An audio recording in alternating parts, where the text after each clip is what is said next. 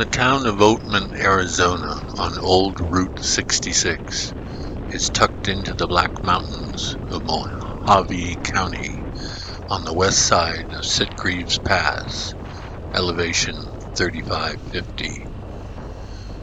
Going east from Oatman, you'll encounter what's been advertised as Sidewinder Road, 191 curves in 8 miles over a mountain pass.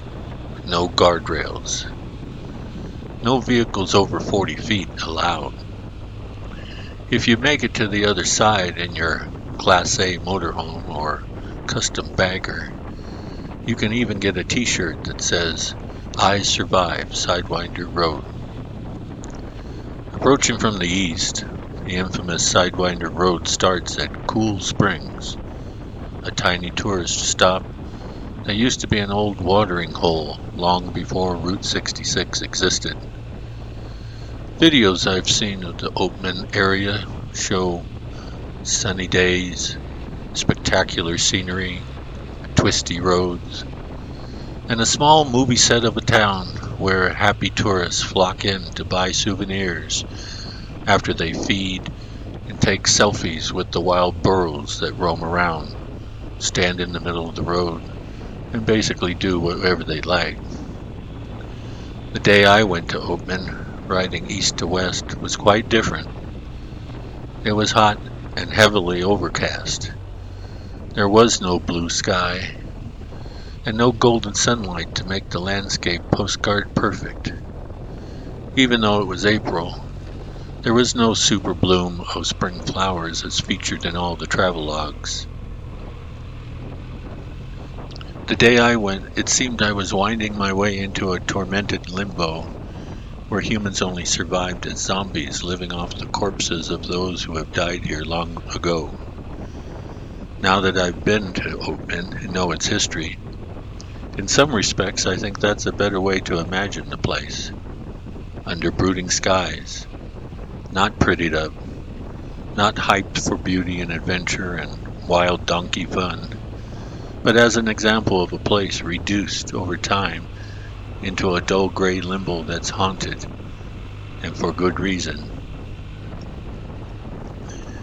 The road to Oatman, like other parts of Route 66, is a thin ribbon of decay that now feels like rolling over 12 grit sandpaper.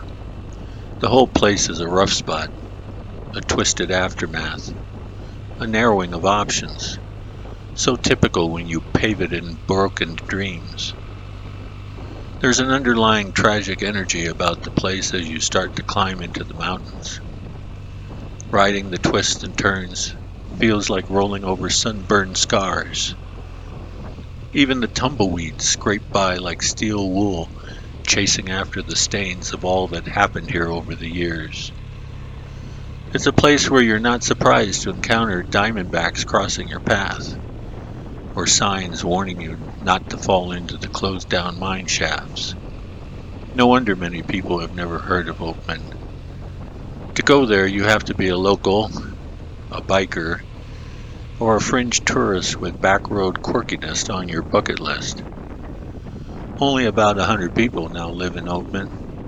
That doesn't count all the ghosts from the old gold mining days that still roam around. They say the ghost that stays in the historic 2-story adobe hotel died by falling down a mine shaft behind the hotel after going on a drinking binge. That was Irish miner William Ray Flower. It's that kind of place, a place full of stories. Grim stories you'll find if you dare to peel back the movie set amusement park facade. Like how the place got the name Oatman. Back in 1851, a Native American tribe killed a father, mother, and 4 of their children who were traveling west from Illinois. The tribe kept alive 2 of the teenage daughters. Mary Ann died in captivity, but Olive Oatman survived with the tribe for several years before finally being released and rescued. For the rest of her life, she carried on her chin a tattoo put there by the tribe. When she died, local people named the town after her. At one time in the late 1800s and early 1900s, Oatman was a boom town. There was gold in those hills, and the town population soared to 10,000. During boom times, there were 2 banks, 7 hotels, 20 bars, and a dozen other businesses. But the world wars flared up, and the U.S. government needed other metals for the war effort. The miners were lured away by better ways to make a living than working a claim that often didn't pay off in proportion for the effort put into it. By the mid-1950s, Interstate 40 bypassed the town completely, and most traffic that used to travel the Mother Road and Route 66 now had a quicker way through the Black Mountains. With the miners gone and the new highway in, Oatman collapsed with a 1-2 punch. But one fateful fact kept the town on life support. It is claimed the miners cut loose their burros when they didn't need them anymore, and the animals went feral. But they were used to being around humans, and that came in handy when the town needed a reason for people to go out of their way and still travel to Oatman. The town morphed into a Wild West petting zoo where you risk getting kicked if you pick the wrong wild animal. Some of the other reasons that used to draw people to Oatman don't have the same pull anymore. How many of the younger generations care to go out of their way to see the hotel room where Clark Gable and Carol Lombard spent their wedding night in 1939 after getting married in Kingman? Many Gen whatevers, I suspect, don't even know who those people were. So the fact that a replica of Carol's blue wedding dress is still displayed on the bed might not be a reason to even go upstairs to see it. Many things have tried to erase Oatman from people's memory. The collapse of the gold rush, the bypassing of Route 66, even the many fires that swept through the town, like the fire in 1921 that the hotel miraculously survived. And then there are the various active mining claims that got flooded before they could be fully worked. How agonizing to know a bunch of gold is in your claim, but you can't get to it without drowning.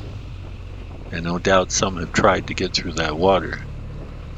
It seems people will always put themselves through hell for money, and often when they get the money, it drives them to hell in ways they couldn't imagine.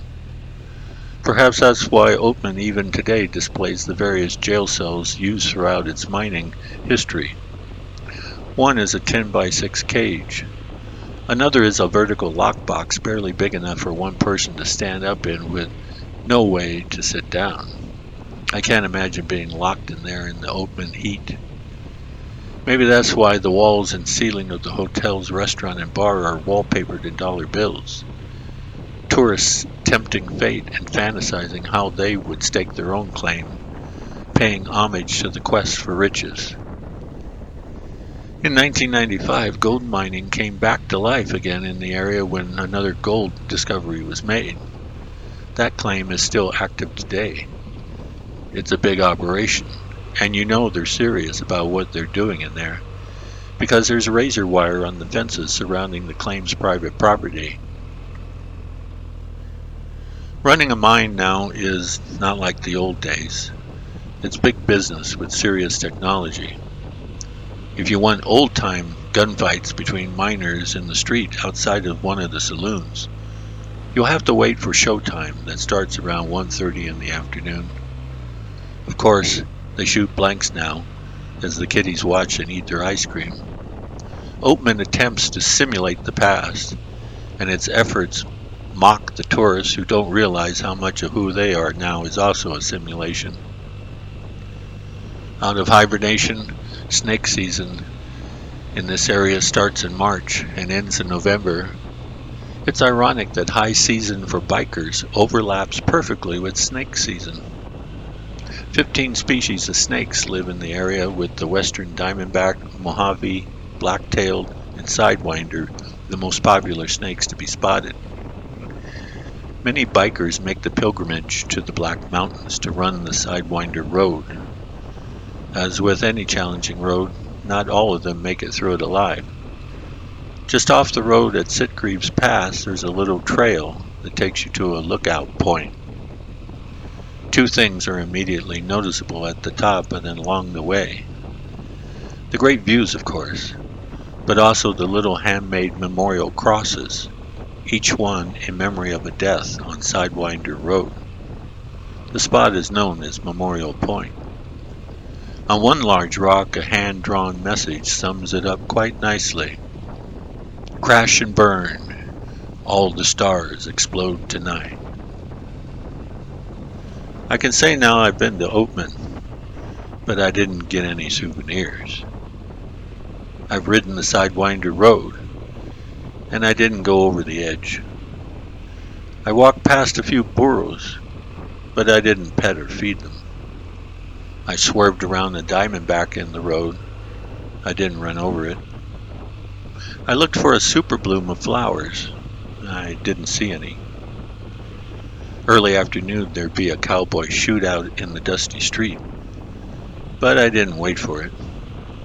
Instead, I rolled my bike in between delivery trucks clogging up Oatman's one main street. I avoided the overweight tourists shuffling across the road like feral animals. I imagined the burros making a habit of coming into town for entertainment.